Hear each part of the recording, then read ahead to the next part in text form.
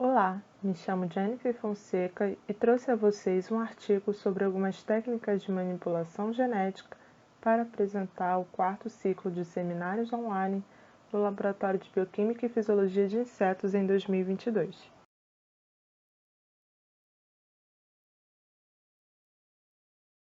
O artigo é um pré-print, que significa ser um manuscrito científico completo publicado antes de ser revisado por pares. Porém, gostaria de apresentá-lo por abordar uma combinação de técnicas que atualmente vêm sendo desenvolvidas para controle de patógenos transmitidos por vetores, nesse caso, Plasmodium falciparum, agente etiológico da forma mais grave da malária. O título do artigo é Combinando a transgênese com a paratransgênese para combater a malária, que tem como autores pesquisadores do Instituto de Pesquisa em Malária do Johns Hopkins e Instituto Nacional de Alergia e Doenças Infecciosas no Instituto Nacional de Saúde dos Estados Unidos. Pensando em intervenções mais eficientes para o controle da malária, esse trabalho explora a utilização de técnicas de paratransgênese de transgênese e paratransgênese, onde primeiro os mosquitos são modificados com inserção de genes efetores, que vão interromper o desenvolvimento do parasito sem afetar o desenvolvimento desse vetor. E a segunda, os mosquitos expressam genes efetores de bactérias simbióticas que já ocorrem em seu intestino para suprimir a capacidade do mosquito vetorar o parasita. O Anopheles stephensi é um mosquito transmissor da malária nativo da Ásia, que está se espalhando para o Oriente Médio e agora invadiu o Sudeste africano. Aqui podemos observar o ciclo biológico da malária, onde na fase exoeritrocítica, o mosquito fêmea do gênero Anopheles infectado, ao picar o ser humano suscetível, inocula na corrente sanguínea, junto com a saliva, os esporozoítas, que é a forma infectante do parasita. Alguns esporozoítas são destruídos por células do sistema mononuclear fagocitário, enquanto outros penetram os hepatócitos. Uma vez no hepatócito, os esporozoítos se diferenciam em tropozoítos pré-eritrocitários, nos quais se multiplicam em um processo denominado esquizogonia, cujo tempo varia por espécie, 36 a 48 horas no caso do Plasmodium falciparum, dando origem aos esquizontes teciduais ou hepáticos. Em média, após 16 dias, cada esquizonte sanguíneo originarão novos merozoítas, que irão reiniciar o ciclo. Já na segunda fase do ciclo, que é a fase eritrocítica, o merozoíto tissular invade a hemácia, sendo necessário as glicofurinas como receptores no caso do Plasmodium falciparum. O merozoíto intraeritrocítico se reproduz por esquizogonia, dando origem a novos merozoítos e, após algumas gerações, ocorre a diferenciação em gametócitos, que não se dividem mais, mas seguirão seu desenvolvimento no mosquito vetor. A fêmea do inseto ingere as formas sanguíneas do parasito durante o repasto, porém somente os gametócitos são capazes de nela se desenvolver. O ocineto rompe a matriz peritrófica e atravessa a parede do intestino onde se incista, passando a ser chamado de ocisto. Após 14 dias, ocorre a esporogonia, onde são liberados os esporozoítos por todo o corpo do inseto, se alojando na glândula salivar. O objetivo desse trabalho foi fornecer uma avaliação aprofundada sobre duas questões não respondidas. Qual das duas abordagens genéticas, transgênese e paratransgênese, é a mais eficaz? E as duas abordagens podem ser combinadas para aumentar a eficácia da intervenção? Os métodos utilizados foram seguindo o protocolo do Comitê de Cuidados e Uso de Animais da Universidade Johns Hopkins. Aqui vocês podem observar o número do protocolo. Os mosquitos utilizados foram da espécie Anopheles stephensi, da linhagem Nijmegen, estirpe Nijmegen, Anopheles stephensi e linhagens transgênicas. Para avaliação da aptidão, os mosquitos foram alimentados com camundongo Sweet Webster. Todas as manipulações foram feitas mantendo as culturas tubos e alimentadores a 37 graus Celsius. Para expressar as proteínas efetoras antimalária no intestino médio e glândulas salivares, foi utilizado o sistema de expressão binário QF-Quais adaptado. Foram criadas, então, duas linhagens de mosquitos condutores que expressam o fator de transcrição QF, uma acionada pelo promotor constitutivo específico da glândula salivar, aqui denominado como AAPP, e a outra pelo promotor constitutivo da peritrofina 1, específica do intestino médio, aqui denominado como APER1. Também foi construída uma terceira linha de mosquito. São os efetores que codificam dois fatores inibidores de parasitas, MP2 e escorpina, adjunçante do promotor Quais impulsionada pelo fator de transcrição QF. O peptídeo 2 liga-se firmemente ao epitélio do intestino médio do mosquito e inibe a invasão do parasita, enquanto o peptídeo escorpina do escorpião Padinus imperator lisa os parasitas sem afetar a aptidão no mosquito. A mistura de plasmídio foi injetada em Anopheles stephense usando o microinjetor Femtojet. Aqui na imagem podemos observar o diagrama das construções. As linhagens construídas expressam marcadores de seleção fluorescentes, YFP, olhos amarelos, drive QF da glândula salivar, que aqui está mostrando mais ou menos com uma coloração esverdeada, mas são olhos amarelos. DS Red, que são olhos vermelhos, drive QF do intestino médio, ou CFP, que são olhos azuis, efetor Quais. Foram obtidas duas linhas condutoras de intestino médio, MG1 e MG2, duas linhas condutoras de glândula salivar, SG1 e SG2, e duas linhas efetoras, E1 e E2. Os mosquitos transgênicos foram rastreados por microscopia de fluorescência e a inserção do plasmídio foi verificada por PCR. Aqui podemos observar a detecção desses marcadores oculares fluorescentes nos mosquitos pela microscopia de fluorescência. Foi utilizado a reação em cadeia da polimerase quantitativa de transcrição reversa, RT-qPCR, para comparar a abundância dos transcritos endógenos de mosquito APER e AAPP, com a abundância de transcritos efetores originários dos mesmos promotores, mas impulsionados pelo sistema Q. No intestino médio, o transcrito escorpina foi entre 44 e 56 vezes maior que o RNA mensageiro endógeno, de APER, e a abundância de transcrito MP2 foi entre 49 e 36 vezes superior, dependendo da linhagem transgênica. Nas glândulas salivares, a abundância de transcrito de escorpina variou entre 27 e 63 vezes maior e transcrito de MP2 entre 49 e 140 vezes maior do que o mRNA AAPP endógeno. Esses resultados mostram a eficiência do sistema Q no aumento da expressão do transgene específico do tecido.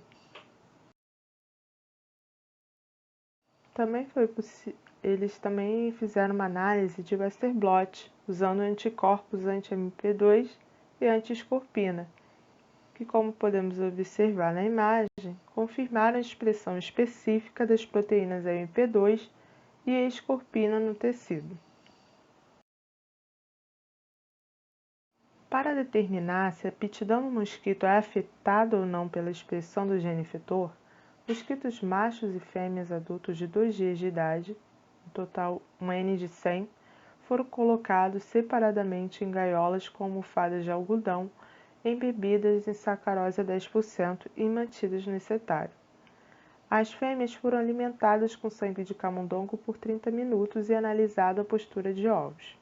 A mortalidade das fêmeas e dos machos foi monitorada 3 vezes por semana e as diferenças entre as curvas de sobrevivência, no total de 3 réplicas independentes, foram analisadas com o teste long-range usando o selvagem como controle. Já na avaliação da fecundidade, que é o número de ovos postos, e fertilidade, que são os números de ovos eclodidos, 20 fêmeas adultas de 2 dias de idade, totalmente engurgitadas com sangue de camundongo, foram colocadas individualmente em tubos de 50 ml, contendo papel filtro embebido com 2 ml de água destilada, como substrato de ovoposição. Após 3 dias, os papéis filtro foram removidos e o número de ovos foram contados usando o microscópio de dissecção.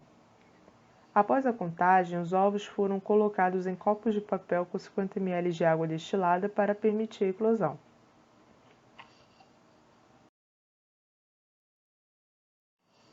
Comparando a sobrevivência de mosquitos selvagens, transgênicos parentais MG, SGE e mosquitos que expressam transgênios, não foram detectadas diferenças significativas de longevidade para fêmeas e machos transgênicos em comparação com selvagem, como pode ser observado nas figuras S2A e S2B.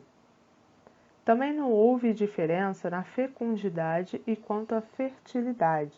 Apenas diferenças marginais foram detectadas para linhagens SG, E, MGE e MG-SGE, como observado nas figuras S2C e S2D. Para saber se a transgênese ou a expressão do gene antimalário afeta a alimentação com sangue, foi quantificada a proporção de mosquitos que se alimentam de sangue, que é a taxa de alimentação, e a quantidade de sangue ingerida por mosquito. Para realizar essa quantificação, os mosquitos transgênicos e selvagens foram alimentados com uma mistura de 1:1 de plasma e hemácias usando alimentadores de membrana. Aqui na figura temos uma figura apenas representativa para ilustrar como que é a alimentação por membrana, sendo que essa imagem é uma alimentação por membrana, mas de flebotomíneos, que é realizado no nosso laboratório. Após a alimentação, os intestinos médios de 10 fêmeas totalmente engurgitadas foram dissecados e homogeneizados com água destilada, e os mosquitos não alimentados foram usados como controle negativo. O M ligado à proteína, 410 nanômetros, foi medido para cada intestino médio individualmente com o microscópio. Não encontraram diferenças significativas, como pode ser observado nas figuras S2E e S2F, sugerindo que nem transgênese nem a expressão do gene antimalário afetam a ingestão de sangue. Eles também testaram uma cepa de serrácea, que é a AS1, que produz e secreta as mesmas proteínas efetoras MP2 e escorpina, entre outras, que aquelas produzidas pelos mosquitos transgênicos, para saber se elas povoam mosquitos e podem ser transmitidas de uma geração de mosquito para outra. Após uma inanição de 3 horas, os 100 mosquitos fêmeas virgens transgênicos e selvagens foram alimentados à noite com serrácea AS1 poli, na concentração de 10 a 7 CFU de bactérias por ml, com 5% de açúcar, e colocados em uma gaiola com 100 machos virgens, selvagens ou transgênicos, não alimentados com bactérias. 2 dias depois, as fêmeas foram alimentadas com camundongo selvagem e deixadas para colocar ovos, seguindo o protocolo de quantificação da fertilidade e fecundidade. Em cada geração, 10 mosquitos foram dissecados e a carga bacteriana quantificada por plaqueamento de diluições seriadas 10 vezes de homogeneizados de tecidos em placas de HLB contendo 50 microgramas por ml de apramicina e ampicilina, incubadas a 28 graus Celsius por 24 horas. Os machos recém-emergidos foram alimentados numa concentração de 10 a 7 CFUs de bactérias por ml, com 5% de açúcar, e permitidos então acasalar com as fêmeas virgens. Após 3 dias, 10 fêmeas foram testadas contra a presença de Serratia AS1. Foram feitos 3 experimentos independentes. Lembrando que bactérias de mosquitos não infectados não podem crescer em placas de HLB contendo a apramicina e a ampicilina. Os resultados mostram que Serratia povoa igualmente o intestino médio de mosquitos selvagens e transgênicos, seus ovários, glândulas salivares e são transmitidos por pelo menos 3 gerações. Também foi possível comprovar que há transferência horizontal quando os machos colonizados foram colocados com fêmeas virgens e elas adquiriram a bactéria. O oposto não ocorreu com fêmeas acasaladas, provando que a transferência ocorre pela cópula. Eles também tiveram a preocupação de averiguar se a Serratia poderia ser transportada pelas glândulas salivares do mosquito e ser entregue com a picada a um hospedeiro mamífero. Então, eles pegaram mosquitos de 2 dias de idade, alimentados com Serratia GFP na concentração de 10 a 7 CFUs por ml, com 5% de açúcar e corante alimentar. 100 fêmeas foram alimentadas com sangue usando um alimentador de membrana. O restante do sangue no alimentador, cerca de 50 microlitros, foram coletados, cultivados durante a noite em meio LB e plaqueados para detectar a presença ou não da Serratia GFP no sangue. Aqui nós temos um gráfico que mostra que nenhuma bactéria foi detectada, essa figura aqui, embora a presença de uma única bactéria no sangue do alimentador pudesse ser facilmente visualizada. Esses dados são um agrupamento de 10 experimentos independentes. Para testarem se a expressão transgênica e paratransgênica inibiam o desenvolvimento do plasmódio no mosquito, eles alimentaram após 48 horas os mosquitos selvagens ou transgênicos de 2 dias de idade, portadores ou não de bactérias Serratia AS1 poli, do tipo selvagem ou recombinante, com sangue infectado por gametócitos de Plasmodium falciparum NF54, lembrando que essa é a forma infectante nos mosquitos. Mosquitos engurgitados foram mantidos a 27 graus Celsius com 80% de umidade relativa. Intestinos médios foram dissecados no dia 7 para a contagem de oocistos e glândulas salivares no dia 14 para medir o número de esporozoítos após a infecção. O homogenato foi centrifugado a 2000 rpm por 10 minutos para sedimentar os detritos do tecido. Em seguida, uma suspensão de 10 microlitros foram colocados na câmara de Neubauer para serem contados num microscópio de contraste de fase.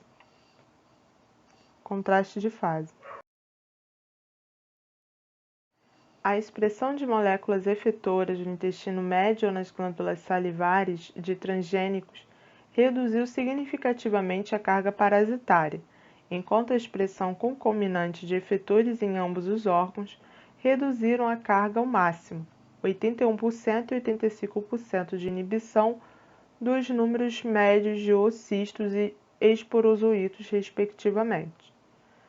As bactérias recombinantes que expressam efetores também reduziram significativamente a carga parasitária em mosquitos selvagens, 70% e 65% de inibição dos números de oocistos e esporozoítos. A prevalência de oocistos foi reduzida de 98% para 49% em mosquitos transgênicos e para 48% quando transgênese e paratransgênese foram combinadas. Já na prevalência de esporozoítos, foi reduzida de 97% para 42% em mosquitos transgênicos e 42% quando combinada as técnicas. Esses resultados sugerem que a combinação das técnicas reduz a capacidade dos mosquitos de transmitirem o parasita. Por último, eles avaliaram a capacidade dos mosquitos em transmitir o parasita de um animal infectado para um saudável. Eles dividiram em 4 grupos: sendo eles selvagens carregando Serratia S1 poli, que são os paratransgênicos, mosquitos transgênicos que expressam efetores no intestino médio e glândulas salivares, e mosquitos transgênicos carregando Serratia S1 poli, que é a combinação da paratransgenia com transgênicos, Esses mosquitos foram alimentados com o mesmo rato infectado pelo Plasmodium berrigae e a parasitemia acompanhada por 14 dias. Após 21 ou 23 dias de alimentação, que é o tempo necessário para as glândulas salivares estarem povoadas pelos esporozoítos, 3 ou 5 mosquitos foram selecionados aleatoriamente para se alimentarem de camundongos saudáveis. Foram realizados 3 experimentos biológicos independentes, usando 5 camundongos por grupo de desafio, totalizando 15. Os camundongos desafiados, com a picada de 3 mosquitos, sendo eles selvagens, que aqui está representado pela linha preta, foram 100% infectados, com um tempo médio de infecção de 5,5 a 0,5 dias. E as glândulas salivares dos mosquitos possuíam 8.400 esporozoítos. Quando os camundongos foram desafiados com mosquitos carregando a Serratia S1 poli, representada pela linha verde, 26,7% ficaram protegidos, um tempo médio de infecção de 7,1 a 0,7 dias. E as glândulas salivares desses mosquitos tinham em média 2.100 esporozoítos, 74% a menos que os selvagens. Já os camundongos desafiados com transgênicos, está aqui na linha azul, 67% ficaram protegidos e foram encontrados uma média de 900 esporozoítos nas glândulas salivares dos mosquitos, 92% a menos que os selvagens. Os camundongos picados por mosquitos, com a combinação das técnicas de paratransgenia e transgenia, que está aqui representado pela linha vermelha, tiveram 93% de proteção, e as glândulas salivares desses mosquitos tiveram 0 esporozoítos, 100% a menos que os selvagens. Quando o desafio foi com picada de 5 mosquitos, seguindo a mesma lógica das cores do anterior, os camundongos que foram picados por selvagens, apenas um de 15, cerca de 6,7%, não foi infectado. Quando picados por paratransgênicos, 26,7% não se infectaram. Por mosquitos transgênicos, 47% não foram infectados. E quando por mosquitos que possuíam ambas as técnicas, 80% dos camundongos ficaram protegidos. O número de esporozoítos da glândula salivar foi semelhante ao observado para a experiência com 3 picadas. Eles trazem para a discussão a questão das moléculas efetoras, onde o MP2, que é um peptídeo de 12 aminoácidos, provavelmente tem como alvo um receptor do intestino médio para a passagem de oocinetos, e a escorpina, que é uma toxina antimicrobiana híbrida entre uma cecropina e uma defensina, lisa os oocinetos de Plasmodium. A expressão de ambos os genes efetores no intestino médio e nas glândulas salivares levou a uma diminuição muito mais forte do número de esporozoítos das glândulas salivares do que a expressão dos efetores em qualquer um desses órgãos sozinho. A perspectiva é que a combinação de diferentes efetores e o uso de mosquitos e bactérias que expressam diferentes conjuntos de efetores devem ser explorados para alcançar então a máxima atividade de bloqueio. A escorpina demonstrou não ser tóxica para células de insetos, enquanto a toxicidade do MP2 não foi determinada. No entanto, sua toxina não foi testada na presença de saliva do mosquito. Portanto, mais estudos são necessários para determinar se a entrega dessas moléculas pela picada do mosquito pode induzir respostas fisiológicas. Uma questão técnica a ser resolvida é como introduzir transgênes bloqueadores em populações de mosquitos em campo. Nesse sentido, o artigo lembra sobre a técnica de CRISPR-Cas9, que vem permitindo o desenvolvimento de promissores sistemas de acionamento de genes.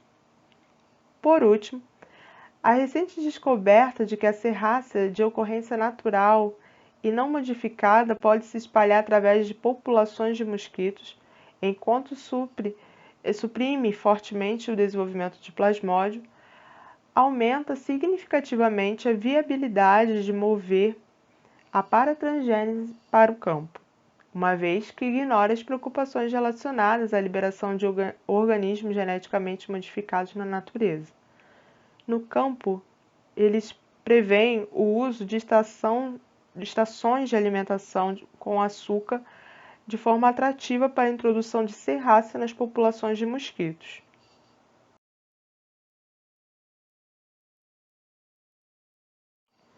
Como considerações pessoais sobre o artigo, eu pude perceber que houve uma constante preocupação dos pesquisadores em testar diferentes situações da dinâmica do ciclo de infecção do parasito, e por isso considero um trabalho meticuloso e de grande importância para o aprofundamento de técnicas de controle de insetos vetores.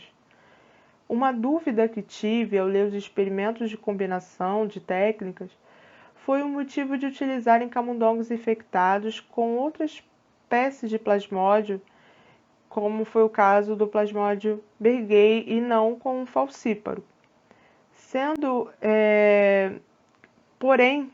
Lendo a respeito, eu vi que o plasmódio berghei é muito utilizado em experimentos com roedores em vivo, pois provoca patologia semelhante à obtida pelo falcíparo em humanos.